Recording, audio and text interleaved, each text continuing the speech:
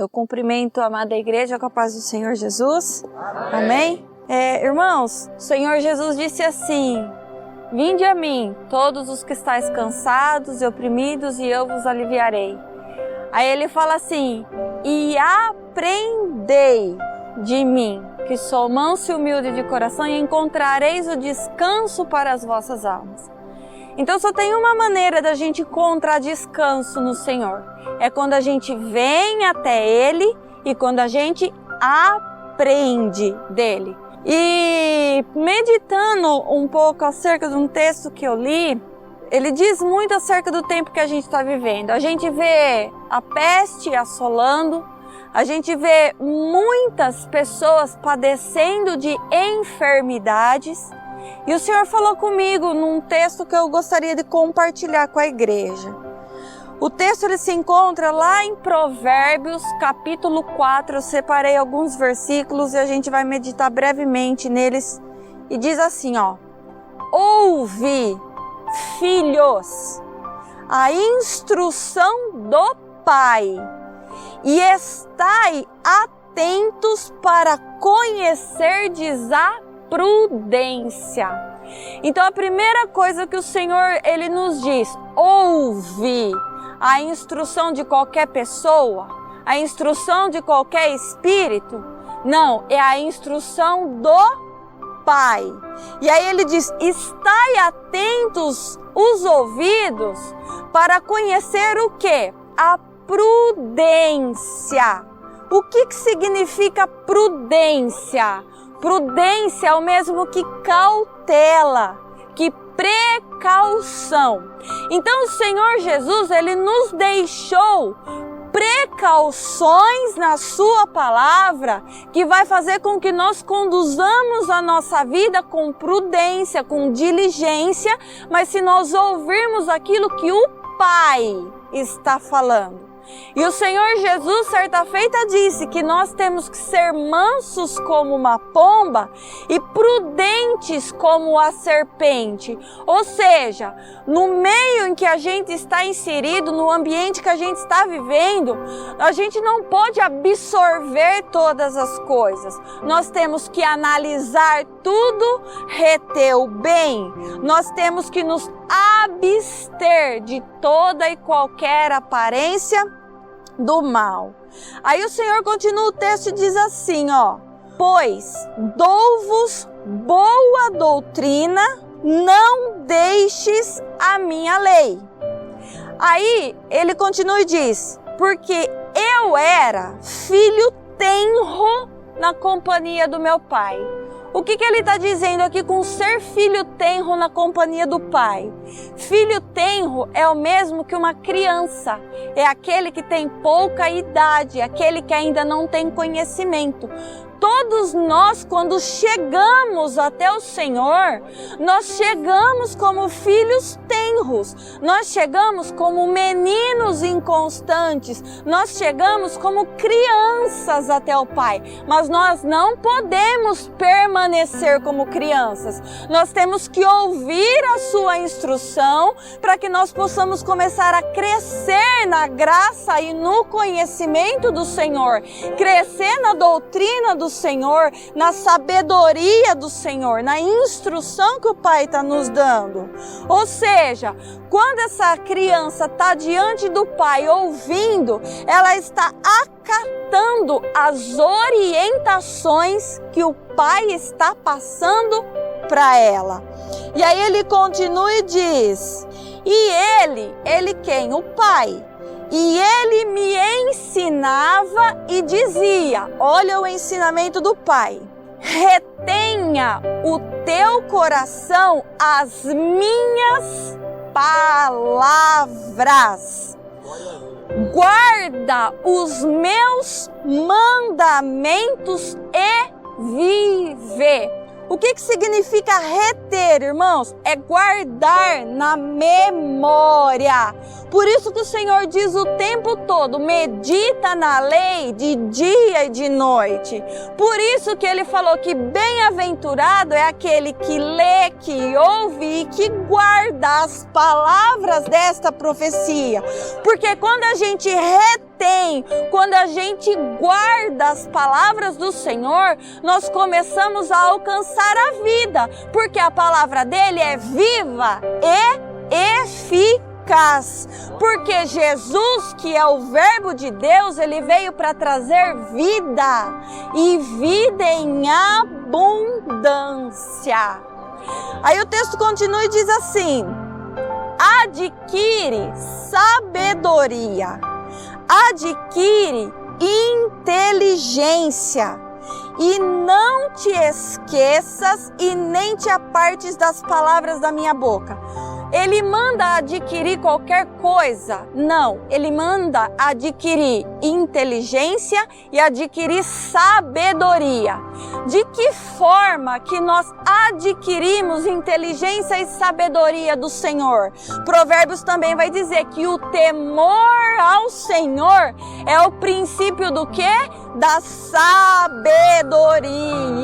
E o que significa a palavrinha temor? Temor significa sentimento de profundo respeito e obediência. Então, quando nós tememos ao Senhor, nós respeitamos e obedecemos a instrução que Ele deixou escrito na sua palavra. Aí ele continua e diz assim: não a abandones. Não abandone quem? A instrução, a palavra. Não a abandones e ela te guardará. Aí ele continua e diz: ama a palavra do Senhor e ela te protegerá. Tá com medo da peste que tá batendo na porta? Ama a palavra do Senhor. Guarda a palavra do Senhor, porque ela vai guardar, ela vai proteger. Ele continua e diz: exalta. Exalta quem? Exalta a palavra. Coloca a palavra acima de todas as coisas e ela te exaltará. E abraçando a palavra, quando a gente abraça alguma coisa, irmãos, a gente traz para perto, a gente traz para o coração e ela te honrará.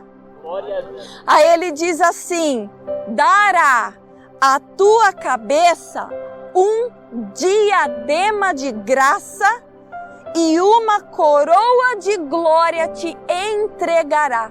Quando nós colocamos a palavra do Senhor acima de tudo, quando nós guardamos, quando nós obedecemos, diadema, irmãos, significa adorno de metal ricamente decorado que os reis e as rainhas portavam sobre a cabeça. E todos nós fomos chamados pelo Senhor para sermos reis e sacerdotes. É um adorno que somente os reis e as rainhas possuíam. Nós somos a noiva de Cristo que tem que estar adornada para que possamos nos encontrar com o noivo quando ele vier para buscar a sua igreja. Aí ele continua e diz assim: ouve, filho meu, e aceita as minhas palavras, e se multiplicarão os anos da tua vida. Quem ama a palavra do Senhor, quem aceita a palavra do Senhor, tem os seus dias prolongados. Mas aquele que age como o perverso e que rejeita a instrução do Pai, os seus dias, eles são abreviados. Está escrito lá em Provérbios 10. E aí o versículo 20 do capítulo 4 de Provérbios vai dizer assim: o Senhor repete: filho meu, atenta para as minhas palavras. O que significa, irmãos? Atentar para as minhas palavras. É o mesmo que pôr em prática. Não adianta nada a gente ler a Bíblia, não adianta nada a gente ler a instrução do Senhor e a gente não pôr em prática. Como já foi falado uma certa vez, eu li um ditado que não é quantas vezes nós lemos a Bíblia que faz a diferença na nossa vida. O que faz a diferença é o quanto que nós lemos nela, nós colocamos em prática. Aí ele diz assim: as minhas razões inclina o teu ouvido. O que é inclinar o ouvido às razões do Senhor? É dar atenção àquilo que Ele está falando. É não desprezar aquilo que o Senhor está falando. Aí ele fala assim, ó: não as deixes apartar-se dos teus olhos. Por que a palavra do Senhor não deve se apartar dos nossos olhos?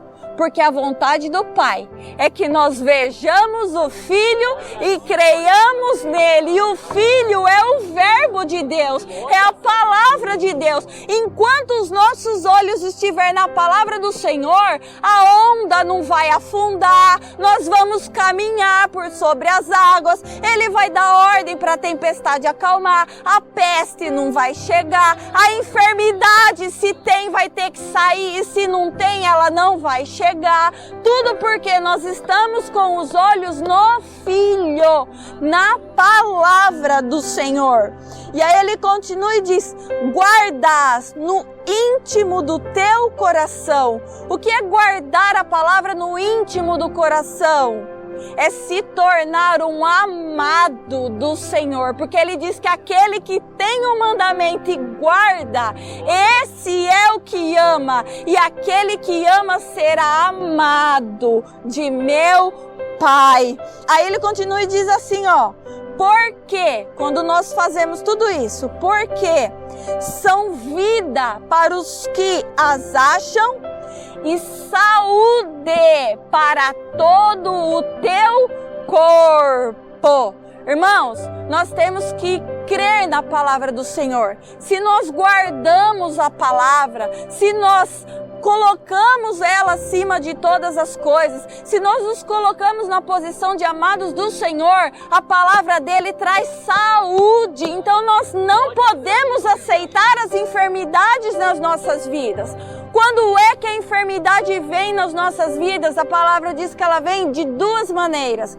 Ou porque nós toleramos Jezabel, que é a profetisa que vem para enganar os homens e semeia iniquidade nas nossas vidas, ou porque Deus está nos provando, como Ele provou Jó e deixou Jó ficar leproso. Adoecemos, irmãos, a primeira coisa que nós temos que fazer: Senhor, aonde foi que eu me relacionei com Jezabel? O que foi, Senhor, que eu fiz e que não era para ter feito? Aonde foi, Senhor, que eu tirei os olhos da sua palavra para a enfermidade poder vir e assolar a minha vida? E quem está, irmão, na posição de amado do Senhor, se porventura vir a adoecer, não aceita, dobra os joelhos e faz prova do Senhor, porque está escrito que a palavra dele vem para trazer saúde para todo o corpo. Então, irmãos, o que eu queria compartilhar com a igreja é que às vezes coisinhas pequenas a gente acha que Deus ele não é capaz de resolver. Eu tô com uma dor de barriga. Eu tô com uma dor no joelho. Eu tô resfriado. Eu tô isso. Eu tô aquilo. A gente coloca empecilhos para a palavra do Senhor. A gente coloca empecilhos para o agir do Senhor, porque nós não cremos nele e na sua palavra da maneira que nós temos que crer.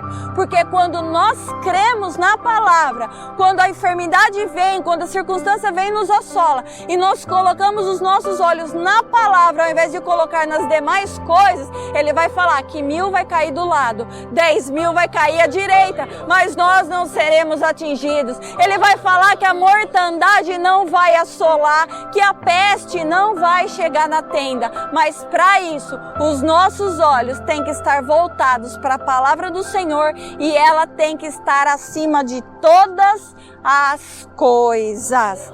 Amém? Amém? Amém. Presta atenção nisso. Um texto que está escrito em Jó diz assim, ó, já capítulo de número 3, versículo de número 25 diz assim: porque aquilo que temia me sobreveio, e o que receava me aconteceu. Como ela já explicou aqui sobre o significado da palavra temor, eu vou reforçar. Observa que ele conjugou 2 verbos, temer e recear. O que significa temer? Significa sentir medo ou temor de. E o que significa sentir temor? Significa a gente ter profundo respeito e obediência. E o que significa essa palavrinha recear? Significa preocupar. Então tinha algo na vida de Jó, Sudecai, Ridecou, Manai de Cantas, que ele tinha medo e que ele se preocupava. E ele falou, aquilo que eu tinha medo, eu me preocupava, me sobre... E aí eu quero abrir aqui um parênteses. Porque quando eu olho para esse momento na vida de Jó, eu vejo esse momento na vida de Jó como sendo o dia mau na vida dele. E aí quando a gente olha para o livro de Efésios, capítulo 6, versículo 13, o Senhor fala assim, portanto, tomai toda a armadura de Deus, para que possais resistir no dia mau, e havendo feito tudo, ficai firmes. Então guarda algo, o dia mau vai vir para todo mundo. E você quer saber naquilo que ele vai vir na minha e na sua vida? Vai vir naquilo que eu e você temíamos e receávamos. Pode pensar em algo aí que você fala, eu tenho medo que isso aqui vai acontecer. Eu tenho receio que isso vai acontecer. É aí que vai vir o dia mau. Você falou, louco pastor, mas você está profetizando isso na minha vida? Não. Eu quero alertar a igreja. Não é vão que Jesus disse o seguinte, a frase, Mateus capítulo 10, versículo 28, ele diz assim, e não temais os que matam o corpo e não podem matar a alma. Temei antes aquele que pode fazer perecer no inferno a alma e o corpo. Jó, você sabe o que Jó temia? Os filhos. Quantas vezes a Bíblia diz assim que Jó fazia sacrifício continuamente em favor da vida dos seus? Aquilo que ele temia e receava chegou aonde na vida? Guarda algo. Toda vez que a gente fica fazendo sacrifício por algo terreno, porque a gente quer algo terreno, é ali o lugar onde a gente teme o quê? E receia. A gente teme tudo aquilo que pode agredir a nossa, mas não pode lançar a alma no inferno, e nem a carne no inferno. Mas aquilo que pode lançar a alma no inferno e a carne no inferno, a gente não... Irmão, guarda algo. Não é vão que Deus falou na palavra dele 365 vezes a palavra o que é? Não temas. Não é vão. Logo, se tem um foco que eu e você temos que ter, nós temos que temer. Quem é que pode lançar o nosso corpo e a nossa alma no inferno? É Deus, é o Senhor. E o Deus, ele se fez o quê? Carne. E habitou no meio dos homens. E ele era o verbo de quem? Então, se o que eu tenho que temer o quê? É a palavra... É a palavra de Deus que eu tenho que temer. Eu não tenho que temer mais nada. Eu não tenho que ter medo de perder filho. Eu não tenho que ter medo de ficar doente. Eu não tenho que ter medo de perder meu emprego. Eu não tenho que temer, irmãos. Eu tenho que temer a palavra.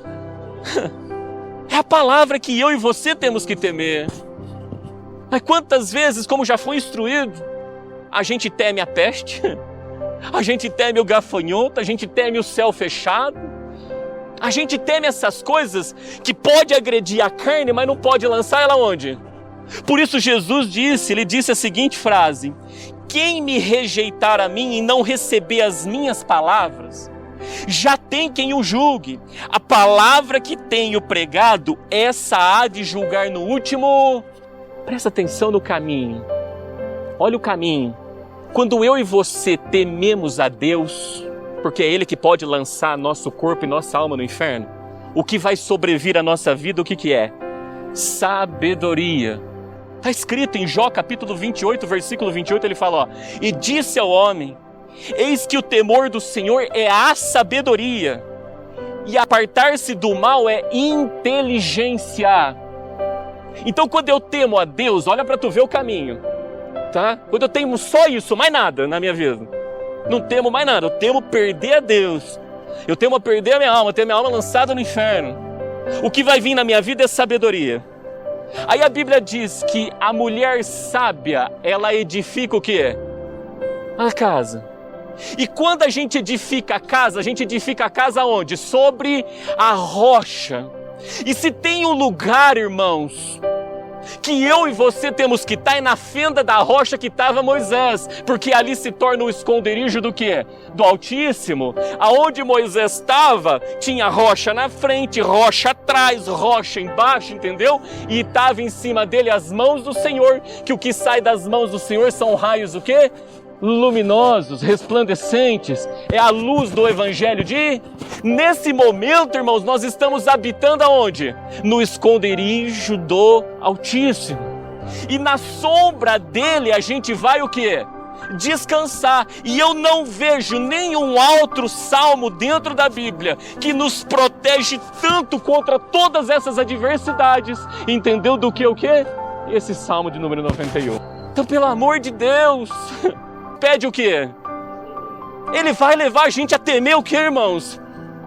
Aí a gente pratica, coloca a vida onde? Sobre, pronto, esconderijo do Altíssimo. Aí não chega a praga na tua tenda, não vai atingir você, não tem jeito, está escrito na palavra. Isso é um mistério. Uma vez no esconderijo do Altíssimo, irmãos, as demais coisas começam, não tem jeito. Por isso, o autor de Eclesiastes, ele terminou lá em Eclesiastes capítulo 12, versículo 13 e 14, com o seguinte texto: de tudo que se tem ouvido, o fim é, e a Bíblia diz que o fim das coisas é melhor do que? Aí ele diz assim, ó, teme a Deus e guarda os seus mandamentos, porque isto é o dever de todo. Irmãos, temeu a Deus, guardou os mandamentos, o resto é consequência. Quando a gente crê no nosso Senhor Jesus, está escrito na palavra dele, será salvo nós e a nossa.